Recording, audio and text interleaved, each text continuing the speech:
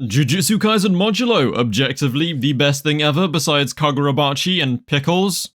But look, this chapter 5, is actually very interesting. I think it's probably my favorite, and there is a lot to unpack despite it being quite a short and action-heavy chapter. There are definitely lots of things that you haven't noticed, such as the fact that Gege has actually been drawing the storyboards, which is very apparent in this chapter, and the fact that we have a lot more clues as to how Tsurugi and Yuka are going to get stronger in the future. But yeah, this chapter is hella hype, so I'm just gonna dive into it. Make sure to like, subscribe, you know, do all the boring stuff, and yeah, let's just get right into the nitty-gritty, because honestly, Modulo's got me kind of hooked. I can't even explain why, but like, I'm sitting there going, oh yeah, you know, it's cool, it's okay. And then every week, somehow, I'm still waiting up for leaks and getting excited about it and making chapter reviews. I don't know, Gege just has a way of like, I don't know. Anyway, let's get into it before I start, you know, going properly senile. Speaking of senile though, an important fact about this chapter is that we actually explore the very interesting idea of what happens when a Jujutsu sorcerer or a curse user actually starts to lose their mind. Now, the reason why this is very interesting is because normally in that profession, you know, you don't tend to grow old. There are some very rare exceptions, like obviously Yuta and Maki, and Gakuganji back in the day, but most of the time, if you're a sorcerer of some type, you're probably not gonna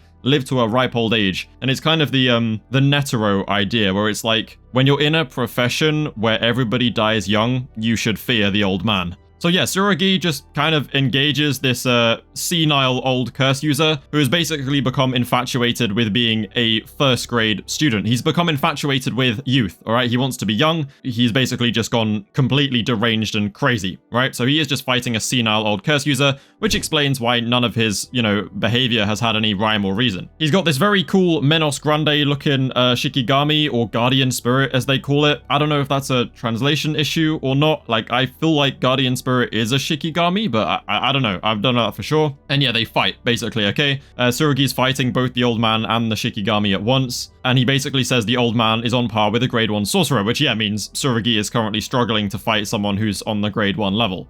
But the old man does confirm that Tsurugi has a normal heavenly restriction, where he gives up all of his cursed energy in exchange for superior strength. Now, the interesting thing about this is when they're fighting, basically, Tsurugi whips out the coolest use of simple domain we've ever seen. I'm sorry, I'm just gonna say it like this is the coolest simple domain in JJK. There's no doubt. It's called Simple Domain Spots, and he basically summons a load of connected simple domains around the area, and then uses Kusakabe's automatic detection to basically counterattack everything, which only Kusakabe has been able to do so far. It's really cool to have seen his knowledge be passed on to Tsurugi. And the old man says that he's somehow using the cursed energy from his cursed tool to create a simple domain, despite having heavenly restriction, which is skill far beyond anything we have seen from either Toji or Maki. He is literally using the cursed energy in his tools to use cursed energy techniques despite not having any himself. Now that is some seriously advanced stuff, which explains why he's using simple domain and how he's using it. Again, this is conjecture from the old man, and he is crazy, so I guess it's not confirmation that that's how it works, but why would Gege tell us unless it is? I suspect, though, where he's actually getting the cursed energy from isn't the sword, but rather Yuta's ring, which is basically where I think we're going here. If Tsurugi has completely cast off cursed energy, he should have a Toji or Maki level heavenly restriction. However, if he is still drawing on cursed energy from Yuta's ring, then he will be slightly nerfed, because he'll have a little bit of cursed energy registered to him, which is why I think by the end of the series, when Yuka finally gets the ring and Tsurugi finally loses the ring, they will really come into their own and become equals to their grandparents. So Tsurugi will get a full heavenly restriction, having cast off the little cursed energy that he was given by the ring, and Yuka will take the ring and use it to become a special grade level sorcerer. So basically, that's how I think we're pretty much going to get them, you know, at full power, and I think that's the explanation for why Tsurugi isn't in full heavenly restriction mode.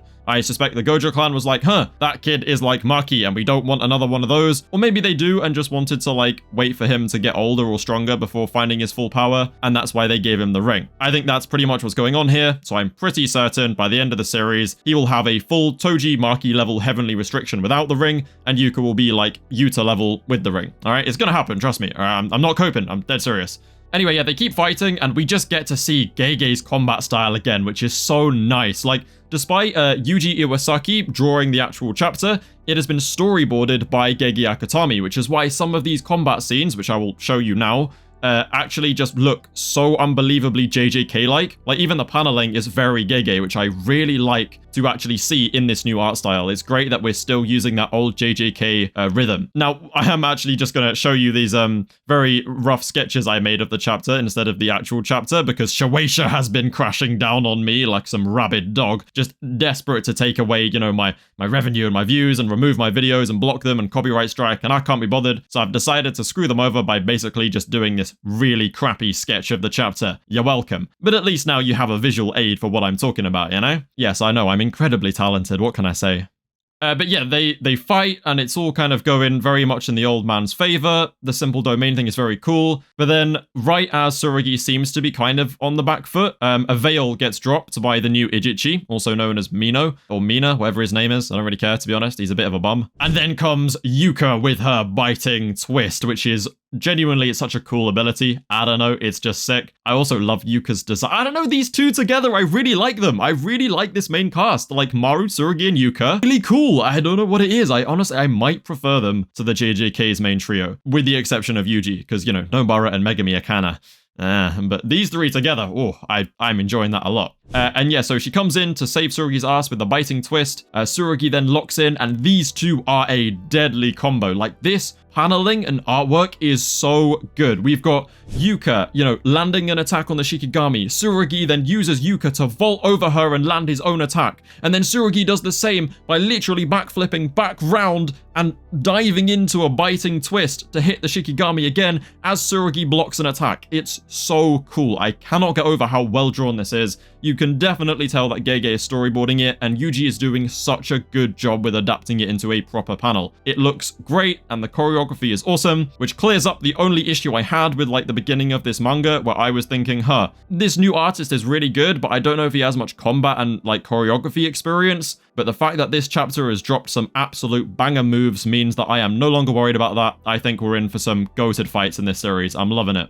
But yeah, the old man's basically starts tweaking, and he's like, damn, these guys are actually hella strong together. But then he pulls some weird transformation ability and catches them off guard, and they both get smoked by this old senile geezer, which I can't lie, does not bode well for the agendas. But hey man, look, they're fighting against the grade 1 sorcerer. They're probably like grade 3 or like low grade 2 at this point, so fair dues to them, you know? And yeah, the old man is just creepy as hell. And this is where we really get to see, like, Gege leaning into what he really wants to be doing, which is horror-focused stuff. As we've seen from some previous chapters, like, some of the artwork is very horror-focused. It's kind of disturbing. He's literally putting on this flesh mask like he's the Texas Chainsaw Massacre Chainsaw Man. I've forgotten his name.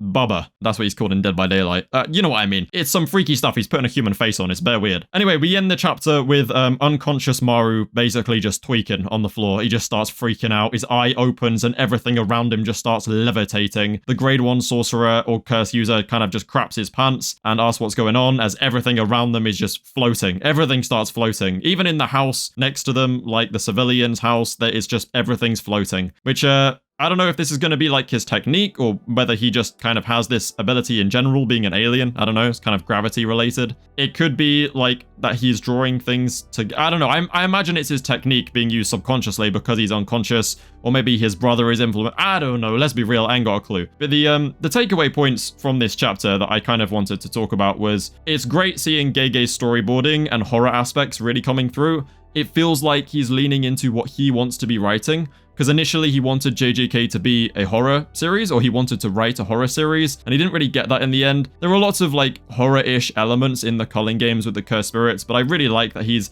being able to explore that a bit more here with some of the imagery, like the skull from last chapter, like this Shikigami, like the way that he's like putting this skin mask on. It's great to see Gege kind of doing things it seems like he really wants to do, which is nice.